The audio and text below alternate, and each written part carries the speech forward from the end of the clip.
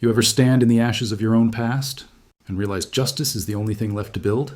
I'm standing in rubble, pine beams split like bones, the smell of diesel clinging to the air.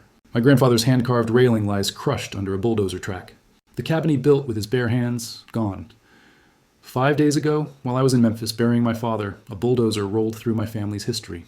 No permits, no warnings, just arrogance with an engine. They thought I was just another grieving man, too broken to fight back. Big mistake, because I'm Marcus Aboa, county building inspector for 18 years, and they just handed me the cleanest felony case I've ever seen. That cabin wasn't just a building, it was a time capsule, built in 1963 by my grandfather Hank Aboa, a Wabitohi vet who shaped wood like most men shape excuses. 2 winters, 3 summers, every joint cut by hand. Cedar, oak, and sweat. He built it for family, for fishing trips, for laughter echoing across the lake. When he passed, my father kept it alive. Then Dad left it to me. The last thing he ever said was, keep it standing for Sienna. And my daughter, 24, graphic designer in Portland. The cabin was supposed to be hers one day. Then came the developers. 87 luxury homes sprouting around the lake like weeds. Pinewood shores. Beige mansions, manicured lawns, and a brand new HOA that decided they owned the horizon. The cabin predated their existence by 4 decades, legally untouchable. But power doesn't care about paper. Power wants obedience, and at the center of that hunger was Caroline Ward, 62, HOA president, realtor, and self-declared queen of beige. 3 days after my father's funeral, a letter arrived. Certified mail. Official seal, no heart. Notice of non-compliance and remediation requirement. Your structure violates community standards. 14 days to repaint, remove dock, demolish tool shed, or HOA will take corrective action at owner's expense. Corrective action, the kind of phrase bureaucrats use when they're about to ruin your life. I should have hired a lawyer. But I believed reason would win. After all, I am the county's senior building inspector.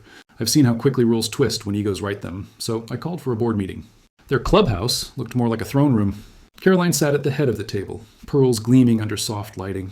Beside her, her son, Brian Ward, construction contractor and proud heir to her arrogance. I laid out maps, deeds, original 1963 permits. Everything proving the cabin was exempt. Caroline didn't even glance down. Marcus, we sympathize with your loss, she said, her voice dipped in artificial sugar. But rules are rules. Rules, I said, don't apply retroactively.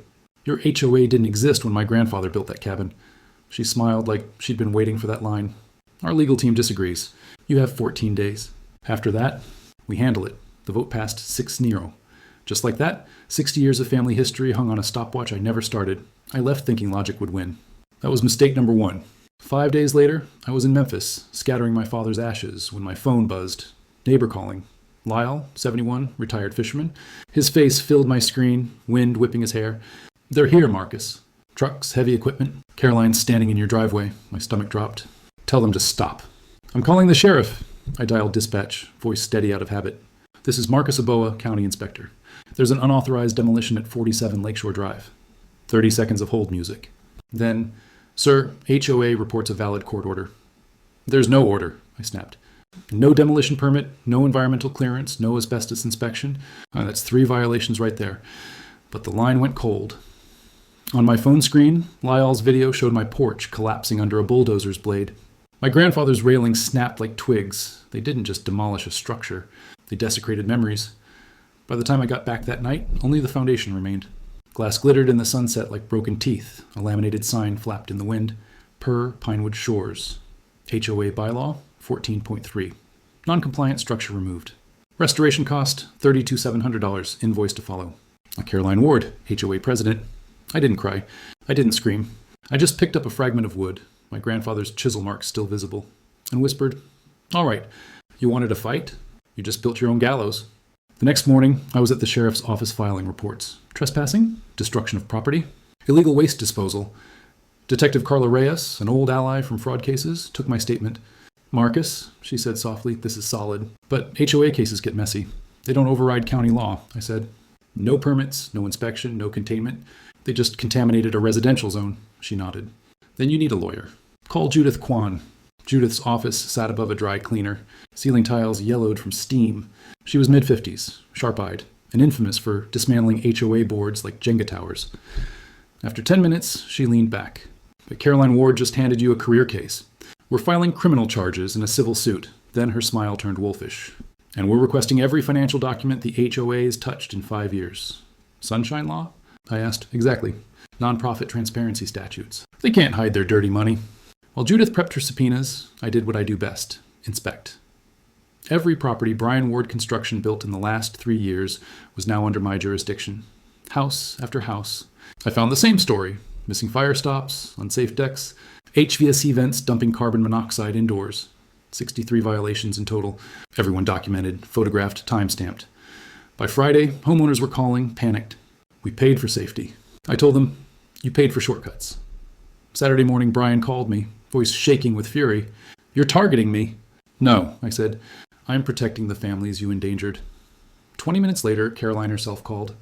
You're abusing your power. I'm enforcing county law, I replied. Something you might try sometime. This isn't over, she hissed. No, I said. It's just starting. Tuesday, Judith called. Marcus, get to my office. Now. When I arrived, her desk was covered in spreadsheets. She turned her laptop toward me. Pinewood Shores. HOA collects $470,000 a year. Reports show $290,000 in expenses. That's $180,000 unaccounted for annually. For 3 years, $500,000 gone. She clicked again. The HOA paid Ward Construction $94,000 last year for landscaping. Market rate is $28,000, classic kickback. And it gets worse, she said.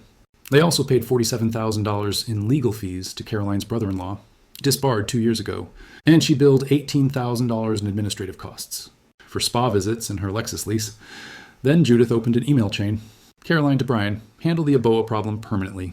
Bill it as emergency landscape remediation. Usual split. Brian, done. He'll be too broken to fight back. I read it twice. Then laughed on a hollow, disbelieving sound. She planned it, Judith said. Yeah, I replied. And now she's going to learn what real demolition looks like. 2 days later, homeowners across Pinewood Shores received certified letters. Each one outlined exactly where their dues had gone. Spa treatments, luxury cars, fake contractors. Within 48 hours, the neighborhood turned on its queen. Residents packed the next board meeting, shouting, demanding refunds. Someone filmed the chaos and posted it online.